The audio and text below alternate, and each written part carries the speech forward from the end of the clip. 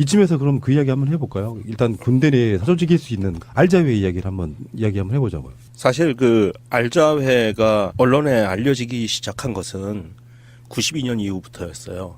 하나회가 숙청이 되면서 드러나기 시작을 했는데 이 알자회의 뿌리가 굉장히 깊습니다. 그 기수별로 12명 정도가 들어가 있으면서 지금 총 인원이 120여 명 정도로 파악이 되고 있고요.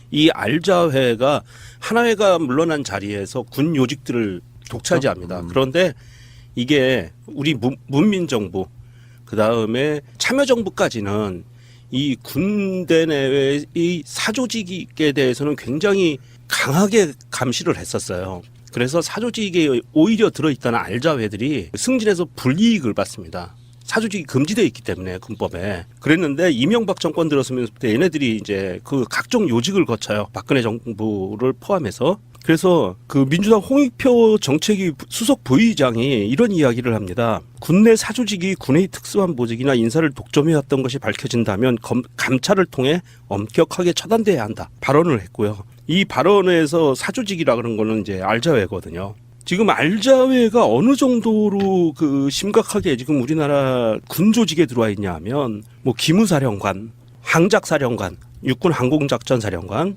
뭐 육군 특수전사령관, 국방부 정책기획관 이런 사람들이요.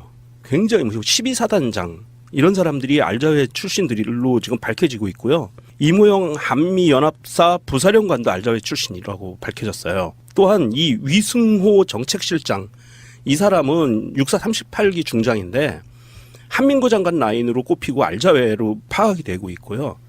실제로 이번 사드 관련해서 사드를 이렇게 도입하게 된 그 핵심 요직에는 알자회가 다 그 실무 라인에 박혀 있었다.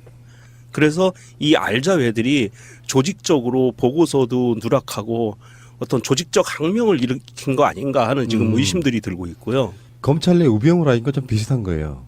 네, 우병우가 사실은 마지막에 얘가 박근혜 이 국정농단 사건 때문에 실패하긴 했지만 우병우가 마지막으로 자기가 손아귀에 쥐려고 했던 게 알자회였어요. 그러니까 이런 사적 인맥들이 그동안의 검찰이라든지 뭐 경찰도 있을 거라고 생각이 들고 그러니까 군도 마찬가지고 이런 식으로 해서 좀 정리가 필요할 것 같은데, 그러니까 검찰 내부에 우병우 라인과 김기춘 라인이 있었던 것처럼 하나회와 알자회는 형제간이었었습니다. 상호 경쟁하는 곳이었고, 당시 하나회는 이제 집권을 했었고요. 그렇지. 알자회는 이제 좀 막내 같은 역할을 했는데, 사실은 이 과정이 청명계획이라는 게 기억나실 거예요. 80년대 청명계획인데 이등병이 89년인가 그렇죠. 이 자료를 갖고 이등병이 그 핵심 자료를 갖고 언론에 뿌려버렸어요. 바람에 이게 지금 알려졌던 건데 이 쿠데타 세력들입니다.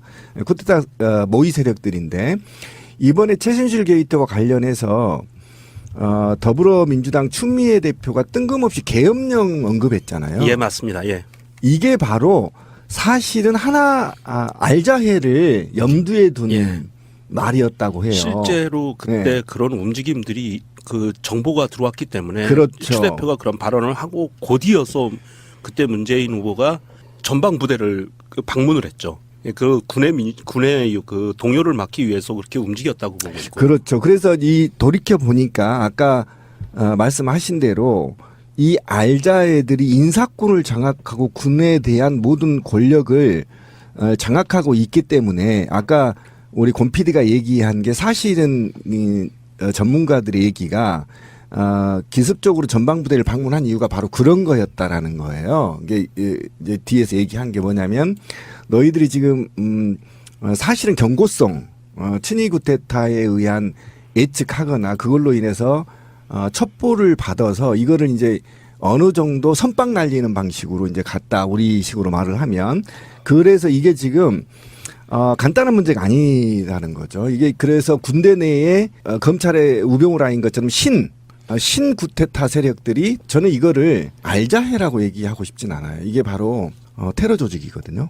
네, 국가를 전복할 테러 조직이기 때문에 이건 반국가 단체라고밖에 규정을 할 수밖에 없는 겁니다. 굉장히 심각한 문제가 지금 거론되고 있습니다. 오늘부터 한 가지만 좀 추가하면 이번 사드 도입과 관련해서 알자회의 핵심 멤버 중에 이런 사람들이 있습니다. 위승호 아까 말씀드린 위승호 정책실장. 이 정책실장이 총괄하는 거거든요. 실무를. 그다음에 이 사람은 한민구 개인 라인이에요. 그러니까 사조직인 거죠. 그리고 또 하나의 배치 작업 실무를 책임진 인물은요. 전임 실장인 그 유재승 육사 35기 전 육군 중장이었어요. 이 사람은 또 김관진이 국가안보실장이었을 때 자기의 인맥으로 데리고 있던 사람이에요. 그러니까 김관진과 같이 독일에 있는 육사 유학파 출신 인맥인 거죠. 그래서 지금 정부나 감찰기관이 주로 들여다봐야 되는 부분들이 알자회하고 한민구 라인하고 그다음에 김관진 라인 이 세 라인을 정확하게 들여다봐야 이 문제는 해결이 될 수 있을 것 같아요. 그런 식의 흐름이 있다는 걸 말씀드리고요. 실제 우리가 생각했을 때 군인들이 뭐 나라만 지킬 것 같습니까? 진급 관련해서 어마어마한 경쟁을 하고 있는 그런 곳이고 국방에 대해서는 능한시 채 지금 이게 또 방산비리랑 연관이 있지 않습니까? 그렇죠. 그런 사람들이 전역하면은 그 방위산업체 같은 걸로 들어가서 로비스트 역할하고 이게 굉장히 많이 좀 썩어 문드러져 버린 이 국방개혁도 좀 만만치 않을 거라는 생각이 들고요. 근데 어쨌든 지금 대한민국 적폐를 청산하기 위해서 새 정부가 촛불 정부가 이제 들어섰는데 지금까지 금단의 영역이었던 군대는 아직 못 건드렸습니다. 자정 기능도 못했어요. 그러니까 이런 건데 우리가 다 잊었을 거 우리 방송에서 다시 한번 되씹어 보자고요. 이명박 정부 말에 F-35 스텔스 도입으로 14조인가요? 13조를 시작으로 로키드 마틴사가 우리나라의 군 장비를 거의 도맡아서 지금 박근혜 정부까지 이어왔거든요. 근데 이게 여러분들도 이제 아시겠지만 당시 13조, 12조, 11조, 정확히 11조 한 8천억인가요? 스텔스 사업 로비 자금이 8천억대라고 기사들 많이 봤을 겁니다. 이게 MB 말부터 박근혜 초까지. 그리고 나서 한 1년 반 지나다가 어떤 얘기가 나왔냐면 최순실과 로키드 마틴사와의 커넥션. 그리고 여기에 로키드 마틴사의 사무실이 여의도에 있었고 여기에 들랑거리는 인사들이 박근혜 관료들이었다. 이게 정도 이제 밝혀진 거죠. 그래서 이 하나회와 인사권 장악과 감사권 장악, 그다음에 방사청의 장악, 인사권. 이 방사청에는 우병우 라인까지 포함되어 있다는 거 기억하시죠?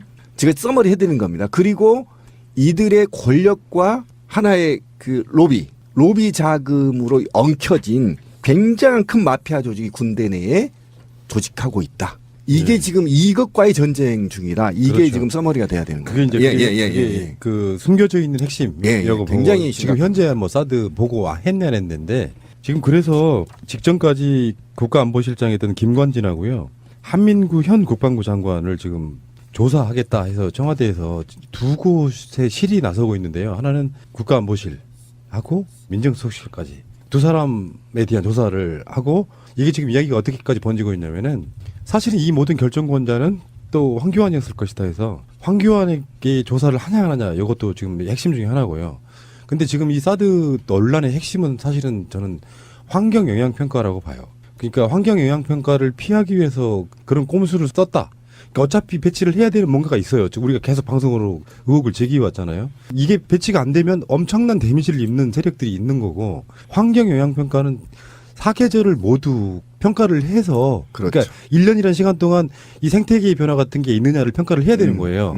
그러니까 지금 당장 사드가 환경 영향 평가를 받는 문제가 되면 1년 동안 그 모든 것들을 조사해야 되기 때문에 사드 배치가 확정이 안 되는 겁니다. 그러니까 지금부터 사드 배치 관련되어 있는 거를 1년 동안 못 할 수도 있는 상태까지 온 거고 그러다 보니까 여기에 이제 그걸 피하기 위한 꼼수로서 그러다 보면 이제 변해지잖아요. 그러니까 최근에 청와대에 우리나라 같은 원내대표예요. 원내 총무라고 부르는 미국에서는 딕 더빈 이 사람이 지금 문재인 대통령과 만났는데 문재인 대통령 입장에서는 굉장히 조심스러운 거예요. 일부 세력들은 문재인이 사드를 원래 반대했고 사드를 설치 못하게 하고 있다. 북한을 이렇게 하고 있다. 그 프레임으로 몰고 가려고 합니다. 근데 미국에서는 그게 그런 식으로만 몰고 가면 불편하잖아요. 그렇죠. 일단 안정을 시켜놔요. 나는 이거를 사드 배치를 안 하려고 하는 문제가 아니라 아니다. 국민적인 공감이랄까 그 어떤 민주적 그 절차. 절차를 거쳐야 네. 된다라고 이야기를 하고 있고 미국 쪽에서도 지금 딕 더빈 이 사람 말고도 미국에 있는 백악관에 있는 사람들도 그건 공감해요. 그러니까 지금 문재인 정부 초기에 개혁 드라이브를 걸고 있는 상황에서 이 사드 문제가 잘못 걸리면요. 프레임에 덫에 잘못 걸리면은 마치 안보를 등한시하는 대통령이 될 수밖에 없어가지고 굉장히 조심스러운 거예요. 그러니까 여기서 뭐 각 청와대에서 나오는 워딩들이 있잖아요. 사드를 배치를 안 하겠다는 게 아니다. 절차를 거치자는 말은 사실 뒤에 생각해 보면요. 절차를 거쳐서 요식행위를 하겠다는 말이 아니라 절차를 거쳤는데 국회 같은 데서 부결되면 설치 못할 수도 있다는 뜻이에요. 사실 그렇죠. 알고 그렇죠. 보면. 그게 주권 행위입니다. 그러니까 욕을 하면 안 되는 거야. 뭐 문재인 대통령이 설치하겠다고 하려고 그러는 게 아니라 최소한 미국도 양해를 하고 있잖아요. 그 부분에 대한 이야기를 좀 우리가 해야 되는 거죠. 일단 안보 문제 얘기를 좀 해보자고요. 문재인 대통령이 당선되고 북한이 미사일을 제가 알기로 3번 발사했습니다. 그리고 4번의 NSC 회의가 개최됐어요. 그러면 이 사드가 북한의 미사일을 방어하기 위한 무기였다라고 한다면 이 NSC 회의에서 이 사드 문제가 거론됐어야만 됩니다. 맞죠? 맞아요. 네. 네. 지금 어떻게 되고 향후에는 이렇게 감지를 할 것이고요. 이렇게 될 겁니다라고 보고를 했어야 되는데 지금 김광진이 안보실장으로 있었고 10일 있었죠. 겹쳐지죠. 그다음에 지금 한민구가 있었을 때 NSC가 4번이 개최됐는데 북한이 미사일 쏠 때마다 이 사드에 대한 감지 능력이나 또는 이 향후 계획들을 보고하지 않았다. 이것만 보더라도 이 사드는 북한을 대상으로 한 게 아니다라는 것이 김광진 한민구가 스스로 밝힌 겁니다. 맞죠? 그러니까 이런 게 예. 있어요. 이슈 안에 지금 잠복해는 있으나 떠오르고 있지 않은 게 바로 그거예요. 사드가 정말로 북핵의 효과적인 무기인가에 대한 의문인데요. 그거는 다른 작업을 저는 하고 있는 걸로 알고 있거든요. 실제로 그 미국 같은 데서는 사드가 100% 요격률을 자랑한다고 뻥을 쳐요. 다수의 전문가들은 5%도 안 될 걸 이렇게 얘기하고 있거든요. 그러니까 이게 결론적으로 가면은 사드가 정말로 북핵을 맞출 수 있는 무기인가에 대한 사회적 논쟁이 다시 일어날 거라고. 다시 일어나야 되는데 그러면 북한이 서울을 향해서 핵미사일을 쐈어요. 그러면 중간에 한 9분에서 10분 걸려야 감지하는 거 아닙니까? 감지했어. 그래서 요격미사일을 사드를 발사해서 폭파시켰으면 어디서 폭파돼요? 씨발 난 그거 하나만 하고도 끝나는 거야. 서울 상공에서 터지는 거예요. 아니면 철원이나 빨리 감지하면 철원도 못합니다. 마하 18로 달려오기 때문에. 그러면 불가능해요. 아니 여기 한다고 치자고 지 마음대로. 그러면 결국은 서울 상공에서 공중 폭파시키는 거잖아 사드가. 그러면 지상에서 터지나 공중에서 터지나 씨발 뒤지긴 똑같은데 무슨 놈의 방어가 되느냐는 자, 거예요. 일단 뭐 철원이나 의정부나 이쯤에서 이제 대기권 돌입할 때 종말 단계에 요격하는 거기 아니 때문에 근데 그거를 그렇게 높이 쏠 이유가 쏠 없잖아요. 이유가 없어. 거리가 안 된다니까. 아니 높이 썼다고 보고 그거를 미국에 쏠 때는 하는 거고. 그러니까 90도로다가 뿅 쏴가지고 이렇게 우주로 나갔다가 대기권 돌입을 했어요. 그래서 의정부쯤에서 이제 서울로 떨어진다고 가정을 하면 철원이나 의정부쯤에서 요격을 했어요. 거기서 상공에서 핵폭탄이 터지면 그 터지는 순간 밑에 인명 살상은 조금 덜할지 모르지만 대한민국의 모든 전체가. 전방에 있는 군사력과 민간에 있는 모든 전자제품들이 다 스톱돼요. 제가 폭탄 군대에 있을 때 지뢰병이었잖아요. 그래서 폭탄에 대해서 이제 한 11주 정도 교육을 받아요. 그 폭파하는 방법과 이력 계수 예를 들면 컴포지션 C4가 이렇게 해서 1.34라는 거 뭐 이런 것 좀 이제 외우고 있는 건데 수리탄을 있잖아요. 살상을 늘리기 위해서 어떻게 터뜨린 줄 아세요? 상공에서 터뜨리죠. 네, 상부에서 터뜨립니다. 그러니까 지상에서 터지면요. 45도 방향 각도로만 다치는데 이거를 7초 만에 터진 거잖아요. 5초. 요즘 이제 5초 정도 터질 거야 아마. 근데 5초 정도를 정확히 거리를 측정해서요. 선수들은 머리 위에서 터뜨리는 거예요. 그럼 많은 사람이 다치죠. 이거 있잖아요. 핵미사일 날라오는 거 요격해가지고 서울 상공이 터지면 저런 피해가 10배는 더 나갑니다. 10배는 더 생겨요. 그러니까 지상에 터진 것보다 훨씬 피해가 크다고 지상에서 터진 게 무슨 개소리냐고. 그러니까 이게 미국의 무기를 대한민국의 대통령이 거부한다가 아니고요. 요거를 국방 비리로 프레임을 잡아야 돼요. 사실 그게 핵심이라고. 근데 섣불리 그 이야기를 할 수가 없으니까 사실 돌려치기 하고 있는 거고요. 하다못해 아까 알자회나 한민구 라인, 뭐 김관진 라인 이런 게 다 비리 라인이거든요. 그렇죠. 예. 승진 또는 뭐 방산 관련해서 비리. 나눠먹기 이런 거거든. 이런 걸로 프레임을 그렇게 짜야 된다고. 그러니까 이게 만약에 종북 세력 문재인 요 프레임으로 가면 100% 지는 게임이고 국방 비리 관련된 부분 또는 인사 남맥, 전행 이런 쪽으로 몰고 가는 부분이 있어야 되는 것이고 분명히 그렇게 준비하고 있다고 보고요. 물밑에서는 어마어마한 전쟁이 벌어지고 있는 거예요. 지금 현재는. 그러니까 현재 대통령이 미국 딕더빈 상원의원이 온 자리에서 이렇게 얘기를 해요. 사드 배치가 민주적이고 절차적인 정당성이 중요하다.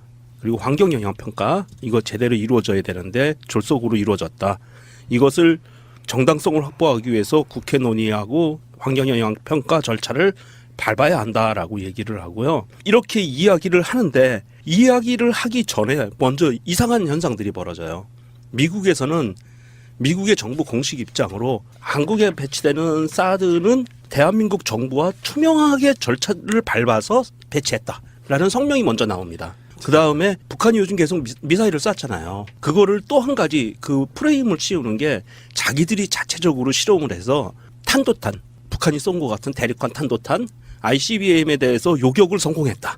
라는 뉴스가 또 나옵니다. 아이고. 그러니까 아까 말씀하신 거 첫 번째 얘기 있잖아요. 네. 대한민국 정부가 정당한 절차를 밟았다고 하는 네네. 말은 투명한 절차를 밟았다. 이렇게 해석해 볼 수도 있어요. 이제 그게 이제 어떤 그 절차적 문제에 있어서의 비난이 쏟아질 것 같으니까 예. 그 책임을 대한민국 정부에 미루는 거거든요. 그렇죠. 맞아요. 정당한 절차를 밟았다고 하는 거는 대통령이 결재해줬다는 뜻이에요. 그렇죠. 그러니까 자기들이 입장에서는 우리는 도덕 책임이 없다. 그러니까 도덕적 책임이 쏟아질 것에 대한 문제를 미리 실드치고 나오는 겁니다. 그렇죠. 그거는. 그리고 네. 뭐 근데 그 미국이 좀 건방지고 무례한데요. 절차를 밟지 않았습니다. 왜 절차를 밟지 않았다는 이유는 뭐냐면 대통령이 탄핵된 상태에서 대통령 선거를 치르는 상황, 3주만 미루면 새로운 대통령과 체결할 수 있는 사항들, 그리고 이게 한번 설치하면 영구히 존재가 돼야 되는 거고, 그다음에 이것과 관련해서 향후 새롭게 당선될 정부가 국방비를 지급해야 되는 사항이 있고요. 이런 상황이 있어서 절차를 밟았다? 저는 그렇게 보지 않고요. 굉장히 건방지고 싸가지 없는 짓이었다. 아니요. 그 왜 부분은- 그러냐면 물론 이제 그 얘기를 이게 지금 바로 이제 외교 참사인 거거든요. 그렇지. 그러니까 미국이 얘기할 때는 어떤 거냐면 너네 국방부 내부와 우리 국방부가 미군이 많은 토론을 통해서 도입하기로 했어. 라고 했지. 이거는 군과 미군과 한국군의 문제란 말이에요. 맞아요. 네. 그런데 이 한국군의 내부에서 알자회나 기타 부패한 마피아 세력들이 보고를 제대로 하지 않고 또는 국가 권력이 바뀌는 과정에서 지들 마음대로 지들이 대통령 되고 지들이 다 하고 도입해서 이거를 이제 숨기는 과정을 꼬집는 얘기인데 이거는 미국도 자기 역할을 하지 못했다. 미국이 우방국이니 한국하고 형제국이니 이런 개소리 짓거리 되면서 미국한테 전화했을 때 트럼프와 당선 인사했을 때 이 얘기 왜 안 꺼냈죠? 지금 굉장히 큰 문제가 있다. 또는 없다 하더라도 미 대사관을 불러서 보내서 얘기할 수도 있는 거고. 왜 그러냐면 제가 왜 이렇게 흥분할 수밖에 없냐면요. 지금요 명동 가고요. 제가 시민의원 사무실 근처 가면 호텔이 중국인들을 위한 호텔이거든요. 28만 원짜리 호텔이 7만 원입니다. 그리고 지금 명동에요. 노점상들이요. 수입이 70%가 줄었어요. 사람이 없어요. 28만 원짜리 호텔이 7만 원에 지금 해도 사람이 없단 말이에요. 뭐냐면 국가 경제가 완전히 붕괴된 상태를 만들어 놓고 중국의 경제 보복이 지금 심각한 문제에 있는 거. 이거는 그냥 길거리 이 경제 이 정도란 말이에요. 이렇게 붕괴를 시켜놓고 온갖 동북아시아의 패권을 남한으로 하여금 한국으로 하여금 거의 포기하게 만들었습니다. 왜냐하면 신냉전 체제에 지금 동북아 3개국도 냉전 체제 돌입하고 있잖아요. 스탠바이 하고 있지 않습니까? 이런 엄청난 동북아에 경제적인 문제가 있음에도 불구하고 이것을 미국이 우리한테 추가로 사드 배치하고 비용 내고 니네들은 중국이나 러시아나 다른 동북아 국가들의 경제무역 보복당해서 경제 피해 보고 이런 엄청난 국가적 손해를 앞에 놓고 미국이 이 정도밖에 대처를 하지 못했다는 건요. 미국은 우리의 우방이 아니라 친구가 아니라 적일 수밖에 없다. 오로지 돈을 벌기 위해서. 이게 저는 용서를 할 수 없는 것이고요. 그리고 아까 권 PD님 얘기한 거 좀 한번 더 해보면 이게 정말 제가 화가 나는 건 이거예요. 대한민국의 국방에 이익이 돼서 이 도입을 했다라면 제가 용서할 수 있어요. 그럼요. 예. 이거는요 로비 때문입니다. 로비에 눈이 먼 개새끼들이 나라고 역사고 경제고 국민이고 없다라는 겁니다. 이거 저는 대한민국 지금 준전시 상태 맞죠?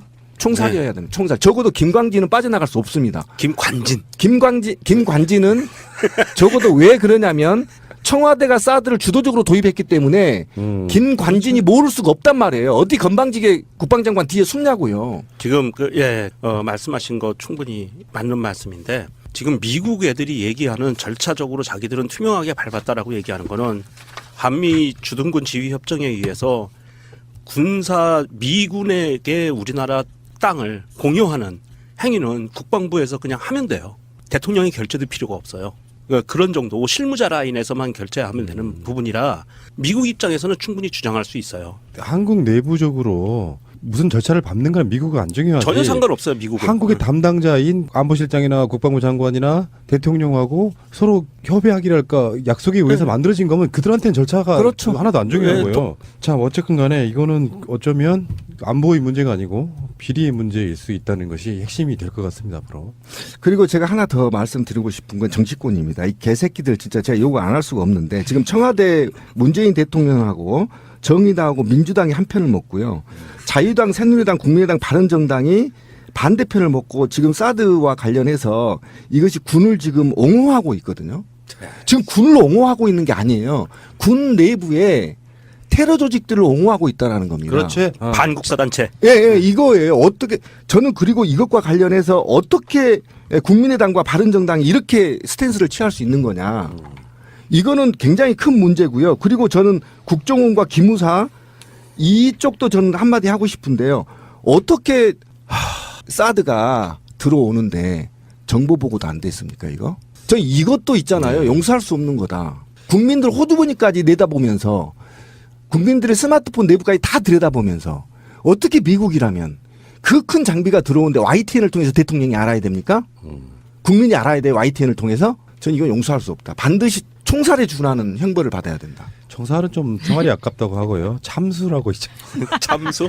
진짜. 예. 너무 잔인해. 자, 국방부에 대한 이야기, 뭐 국방, 군내에 대한 이야기를 하고 있는데요. 시 작업 실무를 책임진 인물은요. 전임 실장인 유재승 육사 35기 전육군 중장이었어요. 이 사람은 또 김관진이 국가안보실장이었을 때 자기의 인맥으로 데리고 있던 사람이에요. 그러니까 김관진과 같이 독일에 있는 육사 유학파 출신 인맥인 거죠. 그래서 지금 정부나 감찰기관이 주로 들여다봐야 되는 부분들이 알자회하고 한민구 라인하고 그다음에 김관진 라인 이 세 라인을 정확하게 들여다봐야 이 문제는 해결이 될 수 있을 것 같아요. 그런 식의 흐름이 있다는 걸 말씀드리고요. 실제 우리가 생각했을 때 군인들이 뭐 나라만 지킬 것 같습니까? 진급 관련해서 어마어마한 경쟁을 하고 있는 그런 곳이고 국방에 대해서는 등한시한 채 지금 이게 또 방산비리랑 연관이 있지 않습니까? 그렇죠. 그런 사람들이 전역하면은 그 방위산업체 같은 걸로 들어가서 로비스트 역할하고 이게 굉장히 많이 좀 썩어 문드러져 버린 이 국방개혁도 좀 만만치 않을 거라는 생각이 들고요. 근데 어쨌든 지금 대한민국 적폐를 청산하기 위해서 새 정부가 촛불 정부가 이제 들어섰는데 지금까지 금단의 영역이었던 군대는 아직 못 건드렸습니다. 자정 기능도 못했어요. 그러니까 이런 건데 우리가 다 잊었을 거 우리 방송에서 다시 한번 되씹어 보자고요. 이명박 정부 말에 F-35 스텔스 도입으로 14조인가요? 13조를 시작으로 로키드 마틴사가 우리나라의 군 장비를 거의 도맡아서 지금 박근혜 정부까지 이어왔거든요. 근데 이게 여러분들도 이제 아시겠지만 당시 13조, 12조, 11조, 정확히 11조 한 8천억인가요? 스텔스 사업 로비 자금이 8천억대라고 기사를 많이 봤을 겁니다. 이게 MB 말부터 박근혜 초까지. 그리고 나서 한 1년 반 지나다가 어떤 얘기가 나왔냐면 최순실과 로키드 마틴사와의 커넥션. 그리고 여기에 로키드 마틴사의 사무실이 여의도에 있었고 여기에 들랑거리는 인사들이 박근혜 관료들이었다. 이게 이 정도 이제 밝혀진 거죠. 그래서 이 하나회와 인사권 장악과 감사권 장악, 그다음에 방사청의 장악, 인사권. 이 방사청에는 우병우 라인까지 포함되어 있다는 거 기억하시죠? 제가 써머리 해드리는 겁니다. 그리고 이들의 권력과 하나의 그 로비 자금으로 엉켜진 굉장한 큰 마피아 조직이 군대 내에 조직하고 있다. 이게 예. 지금 이것과의 전쟁 중이라 이게 그렇죠. 지금 서머리가 돼야 되는 그게 거예요. 이제 예. 그 숨겨져 있는 핵심이라고 예, 보고 굉장히 지금 심각합니다. 현재 뭐 사드 보고 했냐 안 했는데 지금 그래서 직전까지 국가안보실장이었던 김관진하고요 한민구 현 국방부 장관을 지금 조사하겠다 해서 청와대에서 두 곳의 실이 나서고 있는데요. 하나는 국가안보실하고 민정수석실까지 두 사람에 대한 조사를 하고 이게 지금 이야기가 어떻게까지 번지고 있냐면은 사실은 이 모든 결정권자는 또 황교안이었을 것이다 해서 황교안에게 조사를 하냐 안 하냐 이것도 지금 핵심 중에 하나고요. 근데 지금 이 사드 논란의 핵심은 사실은 저는 환경 영향 평가라고 봐요. 그러니까 환경 영향 평가를 피하기 위해서 그런 꼼수를 썼다. 그러니까 어차피 배치를 해야 되는 뭔가가 있어요. 지금 우리가 계속 방송으로 의혹을 제기해왔잖아요. 이게 배치가 안 되면 엄청난 데미지를 입는 세력들이 있는 거고 환경 영향 평가 이쯤에서 그럼 그 이야기 한번 해볼까요? 일단 군대 내에 사조직일 수 있는 알자회 이야기를 한번 해보자고요. 사실 그 알자회가 언론에 알려지기 시작한 것은 92년 이후부터였어요. 하나회가 숙청이 되면서 드러나기 시작을 했는데 이 알자회의 뿌리가 굉장히 깊습니다. 그 기수별로 12명 정도가 들어가 있으면서 지금 총 인원이 120여 명 정도로 파악이 되고 있고요. 이 알자회가 하나회가 물러난 자리에서 군 요직들을 독차지합니다. 그런데 이게 우리 문민정부 그다음에 참여정부까지는 이 군대 내의 이 사조직에 대해서는 굉장히 강하게 감시를 했었어요. 그래서 사조직에 오히려 들어있던 알자회들이 승진해서 불이익을 받습니다. 사조직이 금지되어 있기 때문에 군법에 그랬는데 이명박 정권 들어서면서부터 얘네들이 이제 그 각종 요직을 거쳐요. 박근혜 정부를 포함해서. 그래서 그 민주당 홍익표 정책위 수석 부의장이 이런 이야기를 합니다. 군내 사조직이 군의 특수한 보직이나 인사를 독점해왔던 것이 밝혀진다면 감찰을 통해 엄격하게 처단돼야 한다. 발언을 했고요. 이 발언에서 사조직이라 그런 거는 이제 알자회거든요. 지금 알자회가 어느 정도로 그 심각하게 지금 우리나라 군 조직에 들어와 있냐 하면 뭐 기무사령관, 항작사령관, 육군 항공작전사령관, 뭐 육군 특수전사령관, 국방부 정책기획관 이런 사람들이요. 굉장히 뭐 12사단장 이런 사람들이 알자회 출신들로 지금 밝혀지고 있고요. 이모영 한미연합사 부사령관도 알자회 출신이라고 밝혀졌어요. 또한 이 위승호 정책실장 이 사람은 육사 38기 중장인데 한민구 장관 라인으로 꼽히고 알자회로 파악이 되고 있고요. 실제로 이번 사드 관련해서 사드를 이렇게 도입하게 된 그 핵심 요직에는 알자회가 다 그 실무 라인에 박혀 있었다. 그래서 이 알자회들이 조직적으로 보고서도 누락하고 어떤 조직적 항명을 일으킨 거 아닌가 하는 지금 의심들이 들고 있고요. 검찰 내 우병우 라인과 좀 비슷한 거예요. 네, 우병우가 사실은 마지막에 얘가 박근혜 이 국정농단 사건 때문에 실패하긴 했지만 우병우가 마지막으로 자기가 손아귀에 쥐려고 했던 게 알자회였어요. 그러니까 이런 사적 인맥들이 그동안의 검찰이라든지 뭐 경찰도 있을 거라고 생각이 들고 그러니까 군도 마찬가지고 이런 식으로 해서 좀 정리가 필요할 것 같은데, 그러니까 검찰 내부에 우병우 라인과 김기춘 라인이 있었던 것처럼 하나회와 알자회는 형제간이었었습니다. 상호 경쟁하는 곳이었고, 당시 하나회는 이제 집권을 했었고요. 그렇지. 알자회는 이제 좀 막내 같은 역할을 했는데, 사실은 이 과정이 청명계획이라는 게 기억나실 거예요. 80년대 청명계획인데 이등병이 89년인가 그렇죠. 이 자료를 갖고 이등병이 그 핵심 자료를 갖고 언론에 하는 뿌려버렸어요. 바람에 이게 지금 알려졌던 건데 이 쿠데타 세력들입니다. 쿠데타 모의 세력들인데 이번에 최순실 게이트와 관련해서 더불어민주당 추미애 대표가 뜬금없이 계엄령 언급했잖아요. 예, 맞습니다. 예.